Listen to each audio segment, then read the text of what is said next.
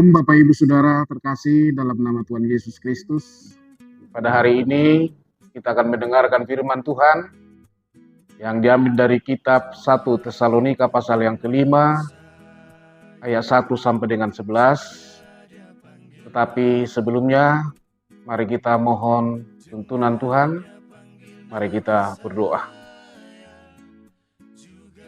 Allah Bapa di sorga, kami bersyukur untuk kesempatan ini kami boleh mendengarkan firman-Mu. Biarlah firman-Mu meneguhkan kami untuk semakin percaya kepada Tuhan.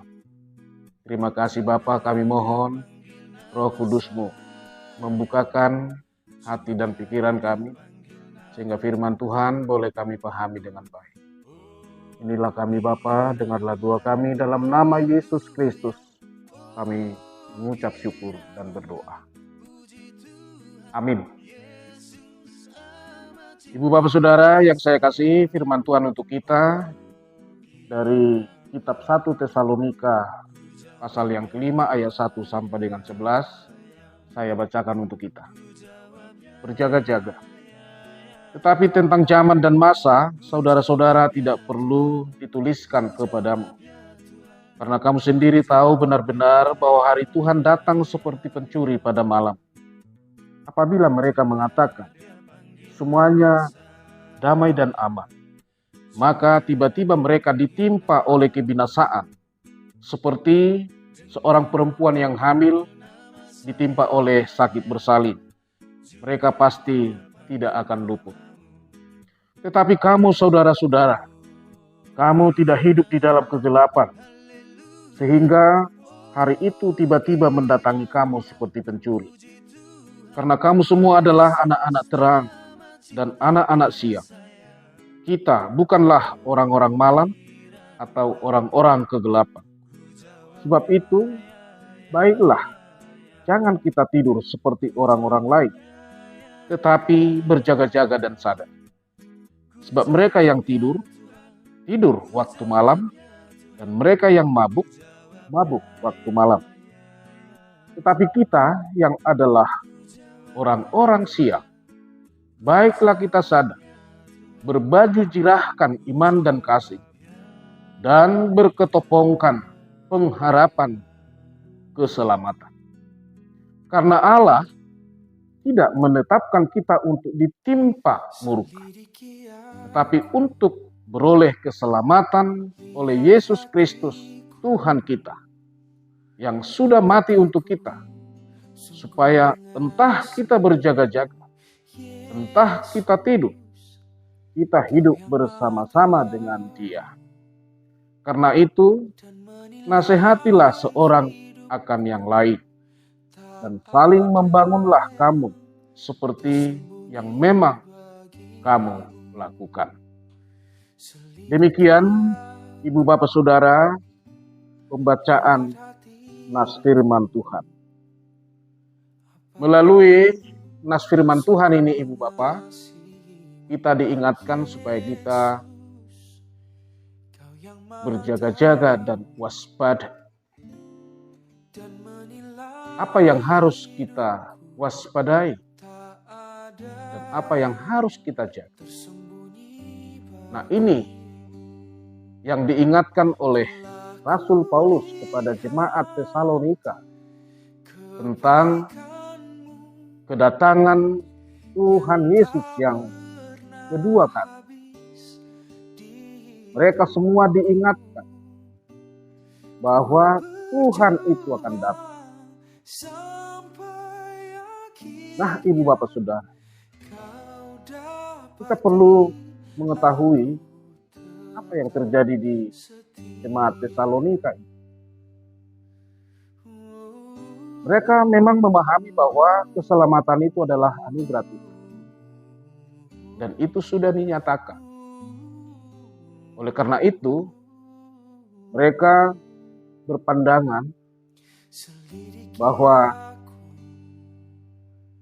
keselamatan itu bukan sesuatu yang harus dikerjakan atau dipelihara, karena sudah menjadi sesuatu yang otomatis. Tetapi justru disinilah Paulus melihat bahwa ada kesalahpahaman di antara jemaat bahwa keselamatan yang dianugerahkan Tuhan itu harus dikerjakan, harus dipelihara, harus dijaga.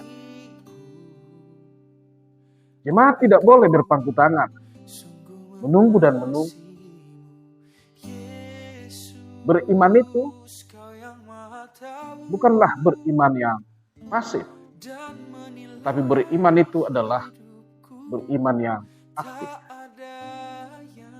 Ini yang Paulus ingatkan kepada mereka, supaya jemaat di dalam menunggu kedatangan Tuhan tidak perlu berpangku tangan, tidak perlu berdiam diri, tetapi mereka harus aktif mengerjakan keselamatan itu melalui tindakan-tindakan kebaikan kepada sesamanya. Nah, Ibu Bapak Saudara, memang tentang kedatangan Tuhan Yesus yang kedua ini menjadi satu pertanyaan besar di kalangan orang-orang beriman. Pertanyaannya, kapan kedatangan Tuhan Yesus yang kedua itu terjadi? Ibu Bapak Saudara, Alkitab sendiri mengajarkan kepada kita bahwa kedatangan Tuhan Yesus yang kedua itu diibaratkan seperti pencuri pada malam hari. Kita tidak pernah tahu jam berapa pencuri itu datang. Entah jam 1 malam atau dini hari, kita tidak tahu. Karena pada malam itu orang pada tidur lelap, tidak menyadari apa yang terjadi di sekitarnya. Nah, seperti itulah gambaran kedatangan Tuhan. Tak satu pun di antara kita yang tahu kapan dia datang. Bahkan Yesus sendiri pun tidak tahu kapan dia datang. Hanya Allah Bapa di surga yang tahu. Tapi yang pasti, Yesus akan datang ke dunia ini. Dikatakan dalam pengakuan iman, dia datang untuk menghakimi orang yang hidup dan yang mati. Nah, ini kembali yang diingatkan oleh Rasul Paulus kepada jemaat Tesalonika, bahwa kedatangan Tuhan itu adalah satu kepastian. Tetapi kapan Tuhan itu datang? Paulus menjelaskan seperti pencuri pada malam hari. Nah, karena itu jemaat diingatkan supaya tetap berjaga-jaga dan waspada, supaya ketika Yesus datang, mereka telah bersiap. Nah, Ibu Bapak Saudara yang saya kasihi, banyak orang percaya mencoba mengkalkulasi, menghitung, memperkirakan, atau menduga-duga. Mereka berusaha melakukan pendekatan secara matematis bahwa Yesus datang pada tahun sekian, bulan sekian, tanggal sekian. Tetapi apa yang dilakukan orang-orang itu semuanya sia-sia. Semuanya meleset. Kenapa mereka melakukan itu? Mereka tidak menyadari bahwa Alkitab sendiri pun sudah mengatakan Yesus sendiri tidak tahu tentang kedatangannya yang kedua. Hanya Allah Bapa di surga. Dan Allah Bapa di surga tidak akan pernah memberitahukan itu kepada umat. Tuhan mau supaya setiap orang percaya tetap waspada, tetap berjaga-jaga di setiap waktu, di setiap saat, di setiap keadaan. Kedatangan Tuhan yang kedua adalah untuk menyatakan keselamatan itu sendiri, tapi juga sekaligus untuk menyatakan penghukuman kepada mereka yang melakukan dosa dan kejahatan. Paulus dalam firman Tuhan menjelaskan bahwa orang-orang percaya adalah anak-anak terang, anak-anak siang.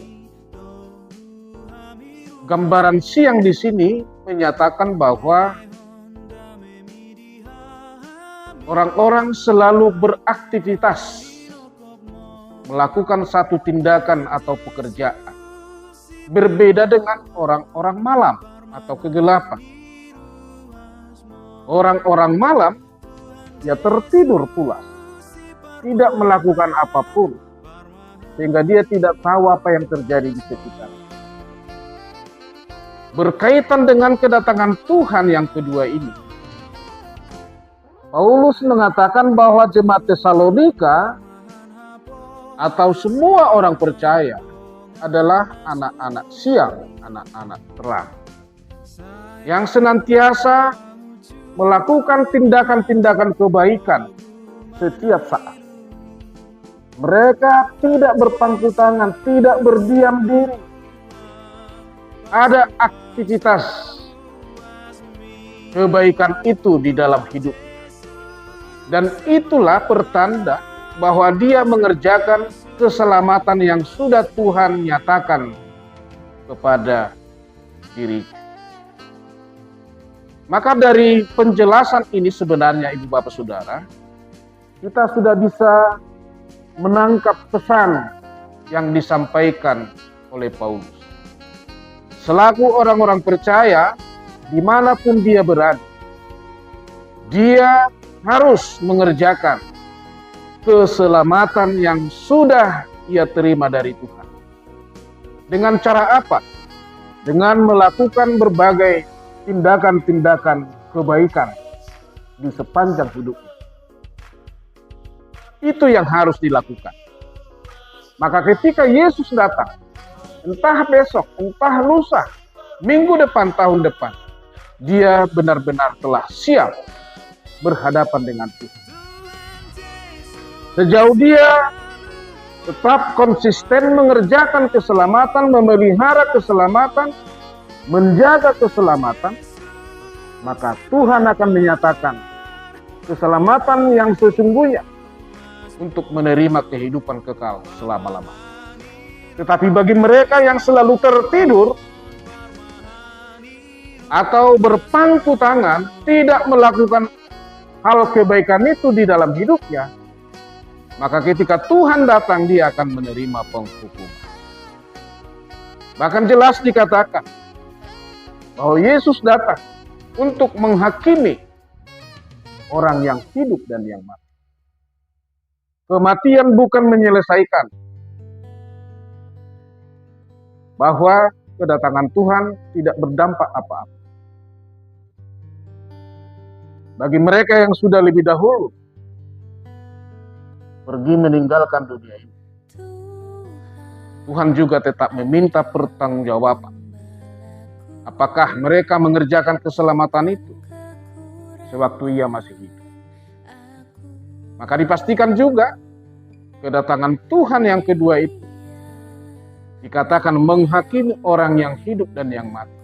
Artinya, di saat dia datang, manusia ini masih menjalani kehidupan.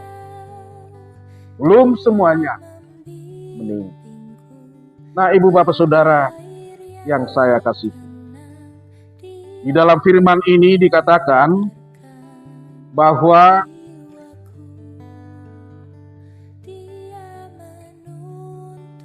Paulus meminta kepada kita, nasihatilah seorang akan yang lain, dan saling membangunlah kamu seperti yang memang kamu lakukan. Jadi masing-masing kita orang percaya memiliki tanggung jawab. Kita bertanggung jawab menyatakan keselamatan itu kepada orang lain. Jangan berhenti di dalam diri kita.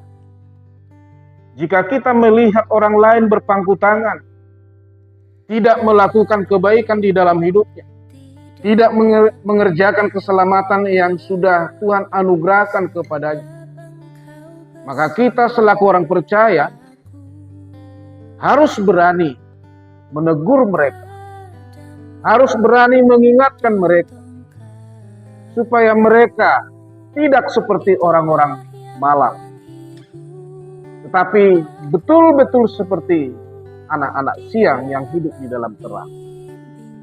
Maka satu hal yang perlu kita kerjakan, mari ibu bapak saudara, siapapun kita, dimanapun kita berada, keselamatan yang Tuhan nyatakan itu sesuatu yang sangat berharga bagi kita. Karena Yesus melakukannya di kayu salib, mati untuk kita. Maka biarlah pengorbanan Tuhan yang dinyatakan di Golgota itu benar-benar kita terjemahkan di dalam kehidupan kita sehari-hari. Mari ibu bapak saudara, kerjakanlah kebaikan itu. Lakukan yang terbaik di sepanjang hidup. Ingatkan orang lain.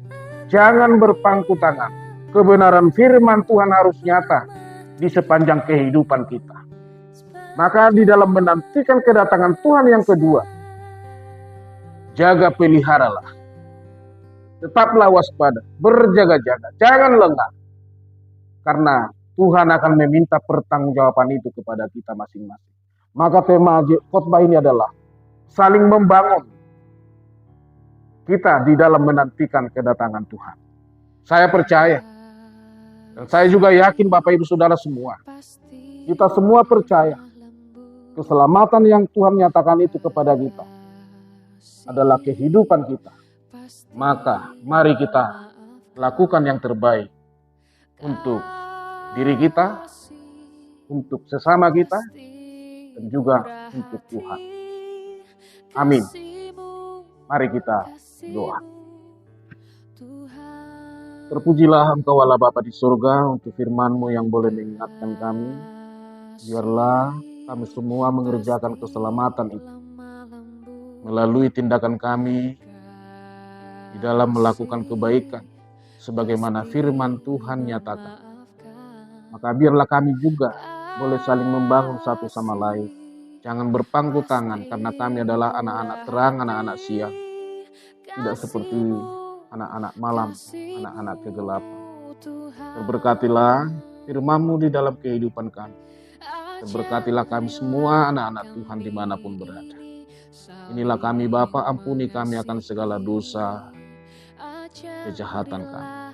Doa ini kami sampaikan hanya di dalam nama Yesus Kristus Tuhan Juru Selamat kami. Amin. Kasih-Mu ya Tuhan, kasih-Mu kudus tiada batasnya.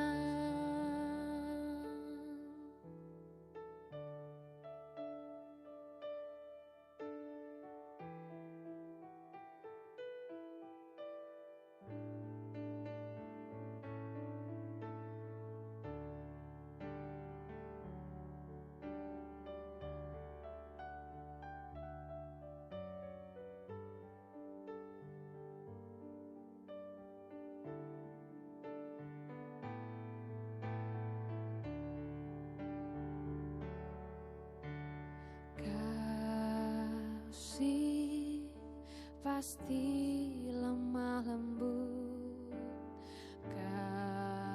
kasih pasti memaafkan, kasih pasti murah hati, kasih-Mu, kasih-Mu Tuhan. Ajarilah kami ini saling mengasihi. Ajarilah kami ini saling mengampuni. Ajarilah kami ini kasih-Mu, ya Tuhan, kasih-Mu kudus tiada batasnya. Ajarilah kami ini saling mengasihi. Ajarilah kami ini saling mengampuni. Ajarilah kami ini kasih-Mu, ya Tuhan, kasih-Mu kudus tiada batasnya. Kasih-Mu kudus tiada batasnya. Kasih-Mu kudus tiada